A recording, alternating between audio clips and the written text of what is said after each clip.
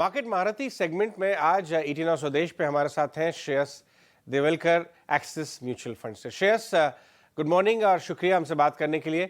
श्रेयस, हमारी बातचीत ऐसे समय पे हो रही है जब मिड कैप और स्मॉल कैप में करेक्शन की आहट ऑलरेडी लगने लगी है और बाजार के बहुत सारे हिस्से फ्रॉथी वैल्यूएशन का नाम देने लगे हैं मिड कैप स्मॉल कैप्स पे। आपकी एज अ हाउस क्या राय बन रही है एग्रीगेट इंडिसेस को देख के?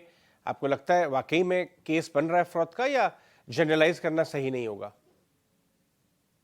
मिड और स्मॉल कैप में आपने देखा होगा कि ओवर लास्ट 2 इयर्स एक्चुअली ये पूरा segment in the post Covid rally बहुत ही अच्छा इसका परफॉर्मेंस रहा है।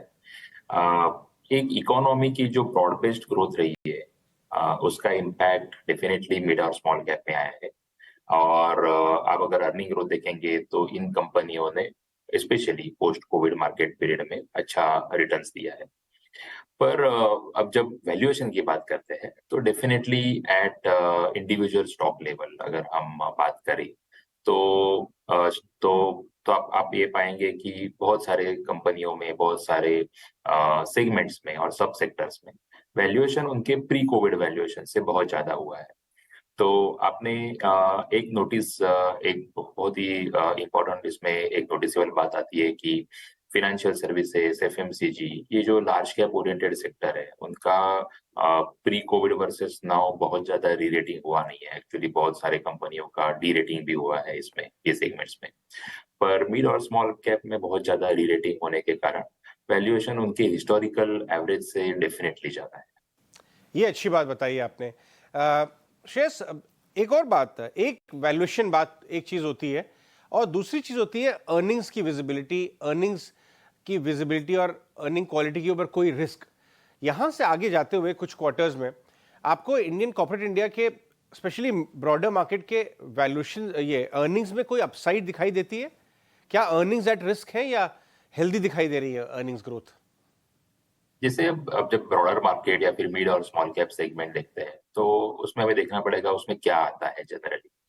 तो आप अगर मिड कैप और स्मॉल कैप सेगमेंट देखोगे तो उसमें ज्यादातर B2B कंपनियां ज्यादा आती है जो बिजनेस टू बिजनेस ओरिएंटेड रहती है।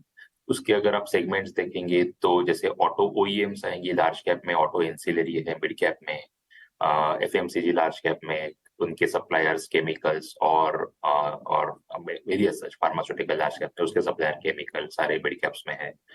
तो even even manufacturing related companies बहुत ज्यादा मिड कैप में है।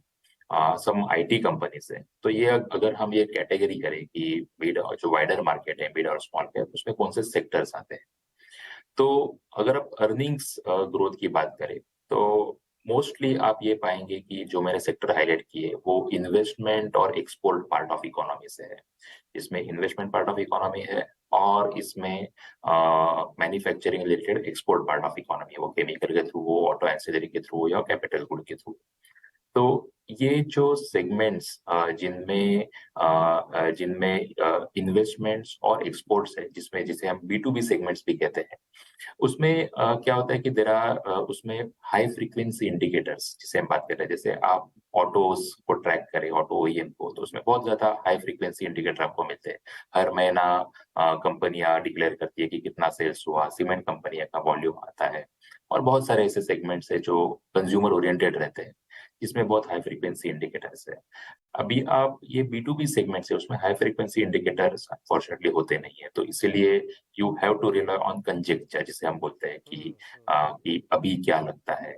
तो अगर हम इंडिविजुअल सेगमेंट्स में जाए, जैसे केमिकल सेगमेंट है अब मिड एंड स्मॉल कैप का, that segment has gone through commodity fall as well as inventory, huge inventory stocking and then destocking cycle। तो ऐसे बहुत सारे सेगमेंट जो है जो जिसमें अलग अलग रीजंस के कारण कई कई सेगमेंट्स में बेस इफेक्ट्स है। तो जैसे केमिकल सेगमेंट में आपने देखा होगा कि लास्ट 1 साल में 1 डेढ़ साल में वाइड स्प्रेड ग्रोथ नहीं दिखी क्योंकि प्रिसाइजली फॉर दिस रीजन की कमोडिटी का डिफ्लेशन हुआ। ऑन द अदर हैंड आपने डीस्टॉकिंग भी पाया। अगर हम ऑटो एंसिलरी की बात करें तो ऑटो एंसिलरी में अगेन 2 तरीके के रेवेन्यू आते हैं, जिसमें डोमेस्टिक ऑटो ओईएम्स का इम्पैक्ट है जिनकी ग्रोथ हो रही है, और उसके अलावा बहुत सारे ऑटो एंसिलरीज एक्सपोर्ट्स के ऊपर भी फोकस करती है।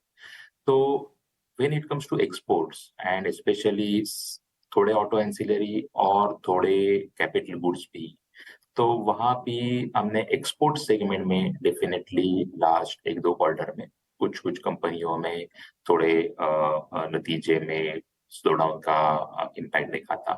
But investment part of economy जो है, यानी इंडिया इन्वेस्टमेंट, उसके रिलेटेड कंपनीज़ है, उनके नतीजे अब तक बहुत अच्छे रहे हैं। राइट। कुछ और अंडर परफॉर्मिंग सेक्टर्स की बात करते हैं। आपको आईटी स्टॉक्स में वैल्यू दिखना शुरू हो गई है क्या? आपको लगता है वर्स्ट प्राइस्ड इन है?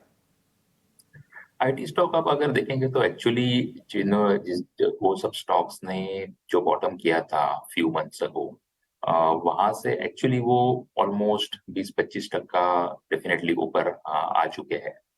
तो अगर हम जब हम वैल्यू की बात करते हैं तो उसमें 2-3 तरीके से देखते हैं। एक होता है कि clear cut DCF based valuation.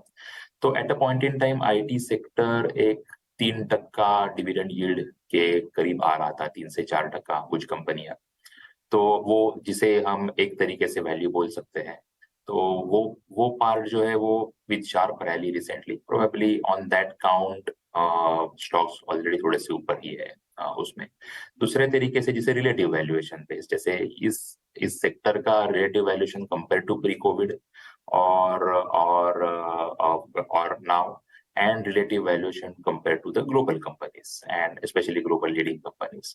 तो on this two count especially IT sector के वैल्यूएशन अभी भी मेरे हिसाब से थोड़े ज्यादा है। But in the context of जो री-रेटिंग हमने रेस्ट ऑफ द मार्केट में देखा है बाकी सब सेक्टर्स में, तो वो उसके हिसाब से एंड स्पेशली अगर आप free cash flow to PAT अगर कंपेयर करें ये सेक्टर का वर्सेस मेनी अदर सेक्टर जिसमें बहुत ज्यादा रिटर्न दिए दिखे हैं और जिसमें बहुत ज्यादा प्राइस मल्टीपल एक्सपांशन हुआ है, तो वो कॉन्टेक्स्ट में definitely this sector stands out when it comes to valuation part. Shreyas, एक आखिरी सवाल मैं जानना चाहूँगा।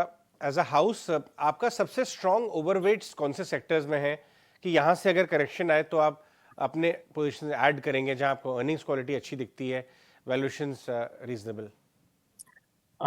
एक इम्पोर्टेंट एलिमेंट रहा है again all this post Covid rally जो मार्केट में दिखाई दी, इकोनॉमी के भी अलग अलग सेगमेंट जैसे कंजम्पशन हो, इन्वेस्टमेंट हो, एक्सपोर्ट्स हो, सारे एक अक्रॉस द बोर्ड रैली दिखाई दी। जैसे कंजम्पशन में जिसमें जिसे हम अपर पार्ट ऑफ के रिलेटेड स्टॉक्स बोलते हैं, उसमें बहुत ज्यादा नतीजे आए थे। इन्वेस्टमेंट में भी अच्छे नतीजे आए, एक्सपोर्ट्स में भी आए। तो इसीलिए separating out one sector over other is difficult. तो हमें ये देखना पड़ेगा कि इंडिविजुअली उस सेक्टर में कौन सी कंपनियां अच्छी कर रही है और कौन सी नहीं कर रही है। तो वो जो ब्लैंकेट कॉल है कि ये सेक्टर ही नहीं चलेगा या फिर ये सेक्टर में ग्रोथ नहीं आएगी, it will be difficult one net two, क्योंकि ये बहुत ब्रॉड बेस्ड रिकवरी हमने पाई है लास्ट 2-3 साल में।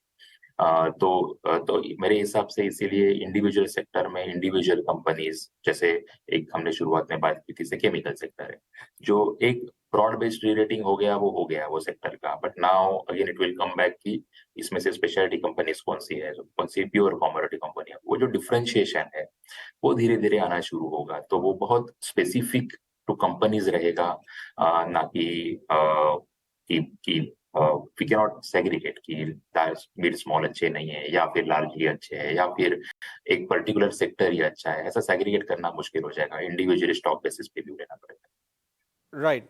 ऑल राइट श्रेयस, बहुत बहुत शुक्रिया आज हमसे बात करने के लिए और हमें समय देने के लिए। धन्यवाद।